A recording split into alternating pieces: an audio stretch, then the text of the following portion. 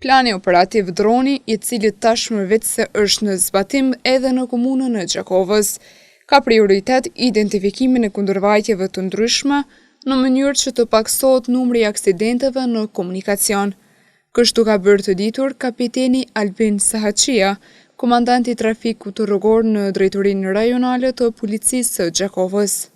Plani droni, pra është kriju një task force në planin droni, ku si prioritet dhe si qëllim është që të kemi një siguri më të madhe rrugore, që të kemi më pak aksidente.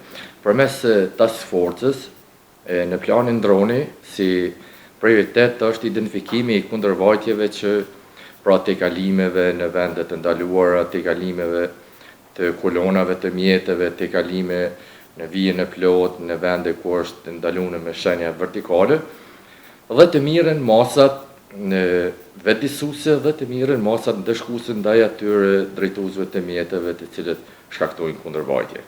208 patent shofer janë konfiskuar, shtoi Sahaqia. Gjatë këtij plani operativ, i cili ka filluar para një jave dhe i cili do të vazhdon deri në arritjen e efektit të dëshiruar preventiv, si masë mbrojtëse janë konfiskuar 208 patent shofer. Ky numër është shqetësues për gjithë ne, për faktorin njeri, për shkak se është një numër i madh i kundërvajtjeve të bëra nga drejtuesit e mjeteve motorike. Andaj ne kërkojmë që çdo drejtues i mjeteve motorike, çdo pjesëmarrës në trafikun rrugor, ta ngritë vetdijen, të ketë një kulturë më të madhe, mos ta rrezikon vetveten, mos i rrezikon të tjerët, për shkak se kjo kundërvajtje konsiderohet kundërvajtje shumë e rrezikshme, e cila ka lënë në rrezikimin e trafikut publik pra në vepra penale dhe atëherë kem edhe raste ku kem aksidente të cilat përfundojnë me vdekje. Komandanti Sahaqia ka treguar për numrin e aksidenteve të rënda rrugore dhe për kundërvajtjet më të shpeshta.